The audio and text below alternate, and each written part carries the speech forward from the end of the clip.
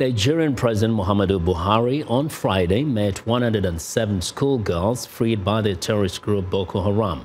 He promised to secure the release of any of their classmates still held in the remote northeast. The freed girls say they were treated well, but there were mixed emotions as 5 of the kidnapped girls died during their time in captivity, and 1 girl still is being held. Buhari pledged to continue to work for her freedom as well as that of the remaining Chibok girls. Their seizure in the town of Dapchi hit Buhari politically by undermining his claims a year before an election to have ended Boko Haram's nearly decade-long insurgency.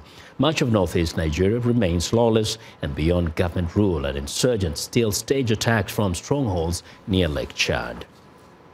Now, Nigeria has the largest number of child brides in Africa. The practice is most prevalent in the predominantly Muslim north, where conservative Islamic groups staunchly resist efforts to criminalize child marriage. Chika Oduah reports from Kaduna. Rahmatu and Najatu didn't know each other a few months ago, but their similar circumstances brought them together. Both girls are 14 years old. I was being forced into an arranged marriage. That's why I ran away. I don't love him and I don't know him. I had never seen him before. A date was set and the night before the wedding I ran away. Rahmatu and Najatu are living in this children's home in Kaduna. They don't want to return to their villages further north. In villages like this, north of Kaduna, girls are typically married by their early teenage years, whether they want to be or not. Had I had the choice, they should have given me a year to graduate from school. But since this was what the parents wanted, I had no other choice. Well, of course you would be nervous or scared. You cry on your way to your new home because you're leaving your parents and you don't know where you will be taken. I had no interest in it at the time. I was just doing my own thing. Marriage was not on my mind until when God wished it was time. 14-year-old Basira Bello is soon to be married to Salihu, who is 20 years her senior. She is excited at the prospect. Her father expects her to follow Nigerian customs.